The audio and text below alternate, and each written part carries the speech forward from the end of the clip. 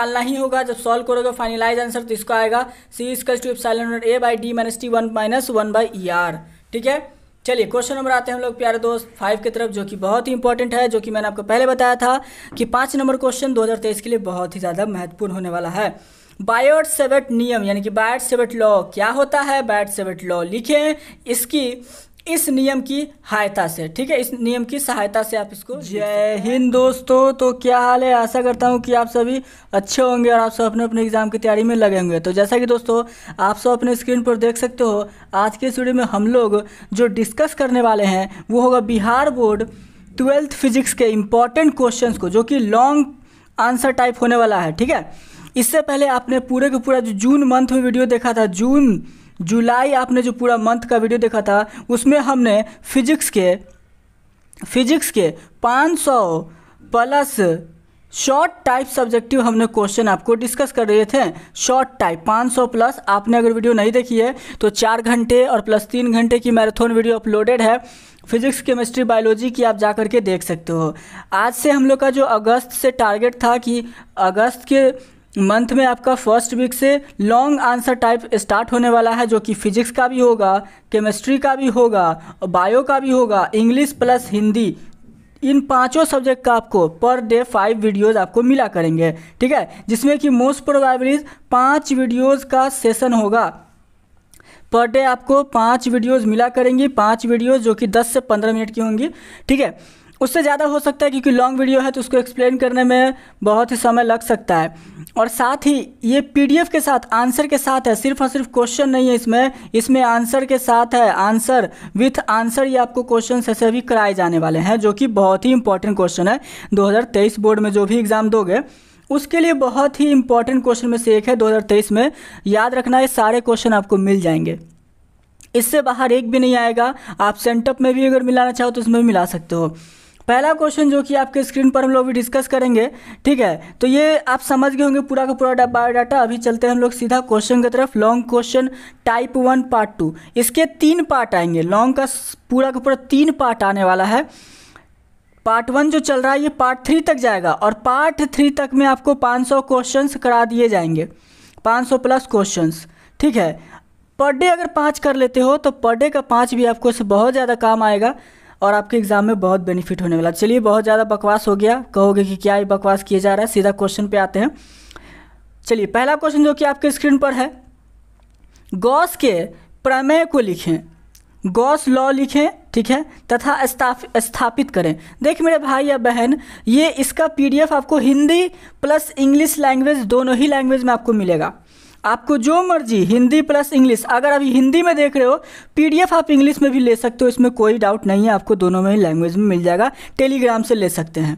ठीक है, तो पहला क्वेश्चन फिर से समझ लीजिए। गॉस के प्रमेय को लिखें, गॉस का जो प्रमेय है वो लिखें तथा स्थापित करें, सिद्ध भी कीजिए। आविष्ट समतल चालक के समीप स्थित बिंदु पर तीव्रता की गणना भी करें। एक ही में 3 क्वेश्चन है, और गॉस लॉ एक समझिए कि बीवीआई और फिक्स क्वेश्चन होता है, बार बार पूछता है। ये इतना अगर प्रूफिंग ना पूछे चलेगा, लेकिन गॉस के प्रमेय को लिखे जरूर आएगा और स्थापित करें। ठीक है, 2 नंबर में आपको दे सकता है, 5 नंबर का नहीं दिया, 4 नंबर का नहीं दिया तो 2 नंबर दे देगा। और ये गॉस लॉ बहुत ही इंपॉर्टेंट क्वेश्चन में से एक होता है। आंसर, चलिए ज़्यादा इसका आंसर ऐसे लॉन्ग है, मैं उतना आपको एक्सप्लेन नहीं करूंगा क्योंकि आंसर आपका इसमें पीडीएफ में होगा। आप पढ़ चुके हैं कहीं से, उसको जरूर से आपको समझ में होगा, थोड़ा सा बस रिकॉल कर लीजिएगा। देखिए, गॉस के अनुसार, गॉस साहब क्या कहते हैं, गॉस के अनुसार किसी बंद क्षेत्र की विद्युतीय फ्लक्स, मतलब कि क्लोज्ड आपका जो विद्युतीय फ्लक्स है, उस क्षेत्र के आवेश का 1/ε0, इसको एप्सिलॉन नॉट बोलते हैं, मालूम है ना, गुणनफल के बराबर होता है। गॉस लॉ के अनुसार जो भी बंद क्षेत्र होगा ना, उसका जो विद्युतीय फ्लक्स होगा, उस क्षेत्र के आवेश का जो 1/ε0 होगा उसके गुणनफल के बराबर होता है। ठीक है, और गॉस लॉ को हम लोग इंडिकेट करते हैं फाई से, इसको बोलते हैं फाई, इसको बोलते हैं फाई। पेट फाड़ दीजिए, 0 का अंडा बना के इसको बोलते हैं फाई। तो फाई से इंडिकेट करते हैं, तो फाई बराबर 1/ε0। तो ये गॉस समझ गए, गॉस लॉ। ठीक है, ये आप देख सकते हो, एक आपका इलेक्ट्रिक क्लोज्ड आपका फील्ड है, क्लोज्ड आपका है, इसमें आपका जो चार्ज है क्यू चार्ज रखा हुआ है, इसी के अंदर जो भी चार्ज है वो किसके गुणनफल के बराबर होता है, वो किसके गुणनफल के बराबर होता है, हमने बताया था, वो बराबर होता है 1/ε0, ठीक है। चलिए, तो इसका फिगर यहाँ पर आप देख सकते हो। प्रमाण देखिए, प्रमाण करने को बोला था। देख सकते हैं कि चित्र में एक बंद क्षेत्र XY दर्शाया गया है। चित्र देख लीजिए, एक XY बंद क्षेत्र है, ये एक पूरा क्लोज सरफेस है। क्लोज्ड होना जरूरी है, गॉस लॉ के लिए क्लोज्ड होना जरूरी है। बंद सरफेस हो गया, ठीक है।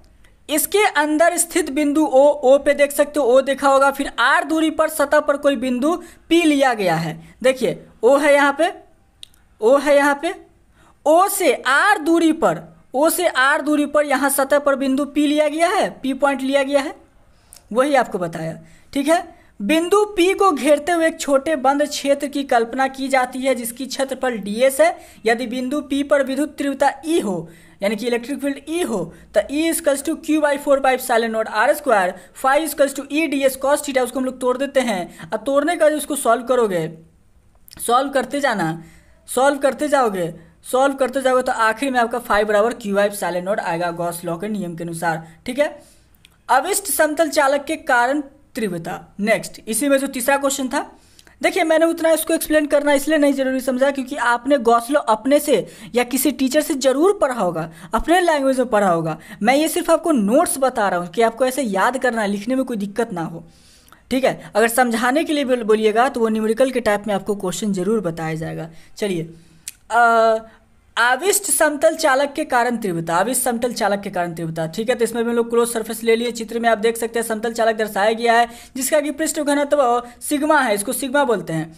चालक के सतह के समीप अंदर एवं XY से गुजरने वाला बेलन का क्षेत्रफल ds है। चूंकि बिंदु X आविष्ट सतह के अंदर स्थित है इसलिए इस पर तीव्रता का मान 0 होगा। यदि बिंदु Y पर तीव्रता E हो तो phi equals to E ds होगा। इसको सॉल्व कीजिएगा तो इक्वेशन नंबर 2 तक। यहाँ लास्टली इसको जब सॉल्व कीजिएगा तो आपको फाइनली E इक्वल्स टू σ/ε0 आएगा, जो कि यही आपका कूलम का प्रमेय कहलाता है, ठीक है। तो यहाँ तक इसको आप जरूर देख लीजिएगा, पूरा का पूरा क्वेश्चन। क्वेश्चन नंबर 2 की तरफ आते हैं। किसी चालक के किसी चालक के स्थितिज ऊर्जा से क्या समझते हैं? स्थितिज ऊर्जा से क्या समझते हैं? आवेश वितरण में ऊर्जा ह्रास का व्यंजक प्राप्त करें। और आवेश वितरण में एक VBI क्वेश्चन है, ये भी एक VBI क्वेश्चन है, ठीक है। चलिए, किसी अनाविष्ट चालक को, ध्यान से देखिएगा, किसी अनाविष्ट चालक को आविष्ट करने में संपादित कार्य की चालक की ऊर्जा स्थितिज ऊर्जा कहलाता है। समझ गए? अनाविष्ट चालक को, जो भी आपका अनाविष्ट चालक होगा ना, इसको आविष्ट अगर आप करने में जो भी संपादित कार्य लगता है वही ऊर्जा कहलाता है। कौन सा? स्थितिज ऊर्जा, ठीक है। अब इसका मान देख लेते हैं। माना किसी चालक को Q आवेश देने से उसका विभव 0 से बढ़कर V हो जाता है, ठीक है। औसत विभव क्या है आपका? 0 + V/2 यानी कि V/2, ठीक है। अतः आवेश द्वारा संपादित कार्य क्या है? तो देखिए, W आवेश इंटू औसत विभव, इसको सॉल्व कीजिएगा तो पहला जो है Q इंटू V/2 हमारा आया था। पोटेंशियल एनर्जी बराबर 1/Q into V, C equals to Q/V। जहाँ पर आपका इक्वेशन नंबर 1 समीकरण 1 से आप देख सकते हो PE बराबर 1/C V², जिसमें कि आप C निकाल सकते हैं। C निकाल चुके थे हम लोग ऊपर में। इसको समीकरण 1 को ऐसे सॉल्व करते करते जब आप देखोगे समीकरण 1 समीकरण 2 सभी को ऐड कर दोगे तो यही आएगा आपका 1/C1 V1², 1/C2 V2², ठीक है।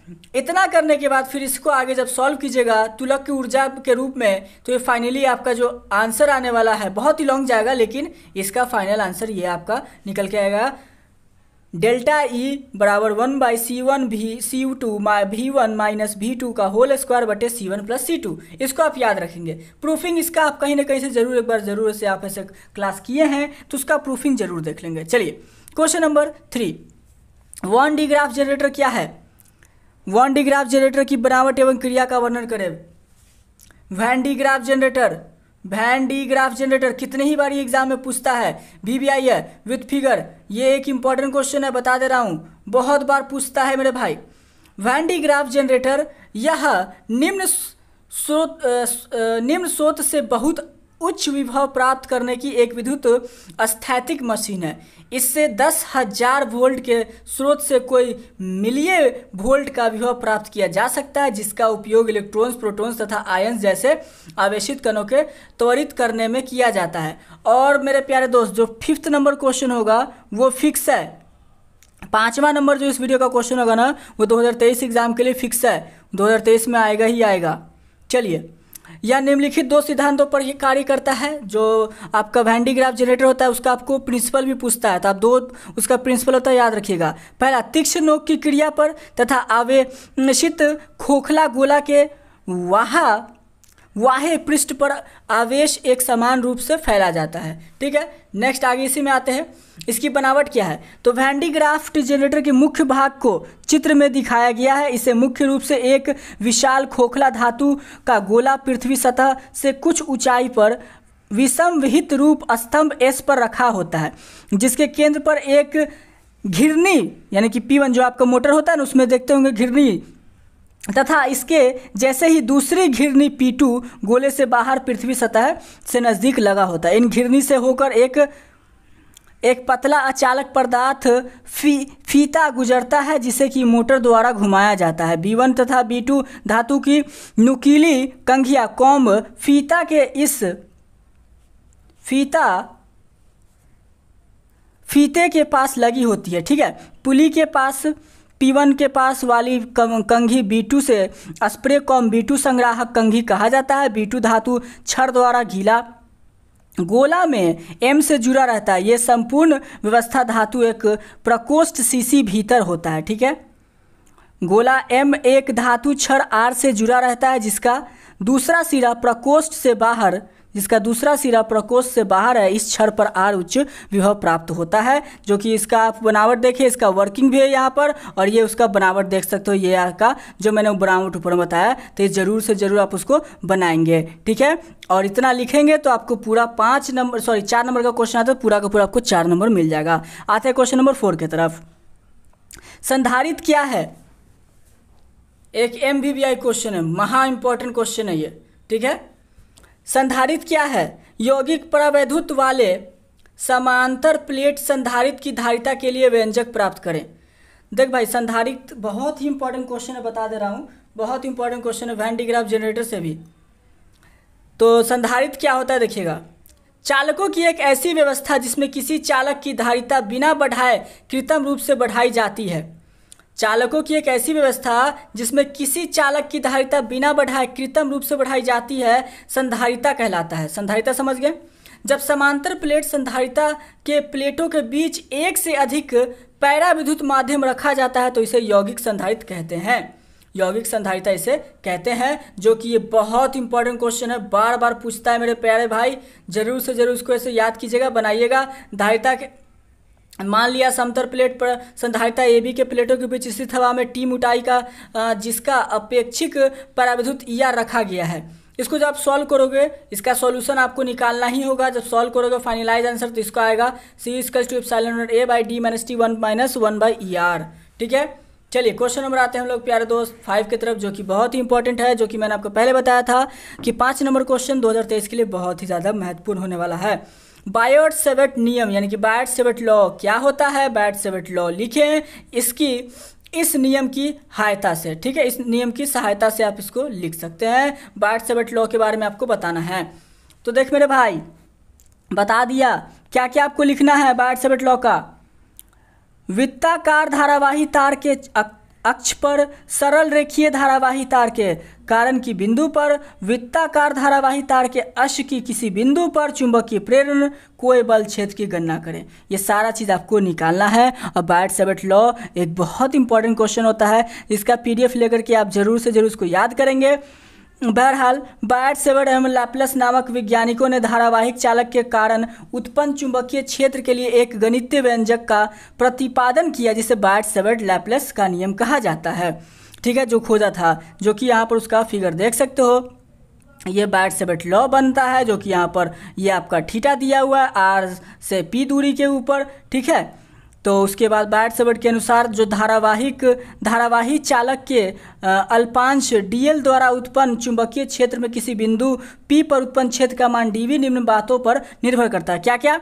तो यहाँ पर उसका लिखा हुआ है, यह चालक से प्रवाहित धारा का समानुपाती होता है, अर्थात D directly proportional to L होता है। दूसरा, यह चालक के अल्पांश dl का समानुपाती होता है, इसमें भी D directly proportional to dl। Next, इसी तरीके से इसका होता है फिर dv directly proportional to sine theta, उसके बाद होता है dv directly proportional to 1/2 r²। और जब इसका सॉल्व करोगे सारे को मिला करके तो dv directly proportional to L dl sine theta I dl sine theta by r², जिसमें कि आपका वैल्यू होता है k, जो कि यहाँ पर k आपका कांस्टेंट है। जब सॉल्व करोगे तो आपका निकलेगा μ0/4 पाई I dl sine theta by r²। ये आपका बायट-सैवर्ट लॉ हुआ। वित्त धारावाही तार के केंद्र पर चुंबकीय क्षेत्र की गणना यहाँ पर लिखा हुआ है। चित्र में एक वृत्ताकार धारावाही तार दर्शाया गया है जिसकी त्रिज्या r एवं इससे प्रवाहित धारा है। तो इसको अब जब आप पढ़ोगे तो सारा का आंसर यहाँ पर दिया हुआ है, देख सकते हो, ये उसका आंसर है। तो इसमें अगर कोई डाउट हो तो कमेंट करके पूछ लीजिएगा। सारा का मैंने तीसरा सारे का आंसर यहाँ पर दिए हुए हैं, सभी का प्रूफिंग दिया हुआ है। और इसका प्रूफिंग बहुत इंपॉर्टेंट होता है क्वेश्चन मेरे भाई, अगर इसका कोई भी डाउट हो तो कमेंट करके पूछ लीजिएगा। और हाँ, इस सारे का प्रूफिंग वीडियो एक बार जरूर आएगा, मैंने ये क्वेश्चन आपको बता दिया ना, इन सभी का प्रूफिंग वीडियो एक बार आपके लिए जरूर आएगा ताकि आपको कोई डाउट ना रहे। अगर इसमें अभी भी कोई डाउट हो तो कमेंट करके पूछ लीजिएगा। इसका PDF याद से आप लोग प्यारे दोस्तों, इसका PDF याद से आप लोग ले लेंगे, इसका PDF मिस नहीं कीजिएगा। बहुत इंपॉर्टेंट क्वेश्चन है, लॉन्ग क्वेश्चन का सेशन चल रहा है। शॉर्ट टाइप में आपने जो मिस किया सो मिस किया, लेकिन अब ऐसे मिस मत करना। तो ये पार्ट 1 का लॉन्ग क्वेश्चन का 5 क्वेश्चन हमने कवर अप कर लिया। लॉन्ग टाइप का पार्ट 2 हम लोग का कल आने वाला है, ठीक है, तो उसके लिए भी वेट कीजिएगा। चलिए मिलते हैं अगले वीडियो में। आशा करते हैं वीडियो में कोई डाउट नहीं रहा होगा। कोई डाउट हो तो कमेंट करके पूछ लीजिएगा। इंस्टाग्राम पर या फिर टेलीग्राम पर कहीं से भी आप PDF ले सकते हैं। चलिए मिलते हैं अगले वीडियो में। आपका हमारे इस वीडियो पर अपना बहुमूल्य समय देने के लिए बहुत बहुत धन्यवाद। अगर वीडियो पसंद आ गया हो तो लाइक करना, दोस्तों के साथ शेयर करना, चैनल पर पहली बार तो चैनल को सब्सक्राइब कर लेना। मिलेंगे अगले वीडियो में। जय हिंद, जय भारत। पढ़ते रहिए, एग्जाम की तैयारी करते रहिए। मिलते हैं 2023 की एग्जाम में। आपको सब 2023 की जो एग्जाम है उसमें आपको फोड़ देना है। चलिए मिलते हैं।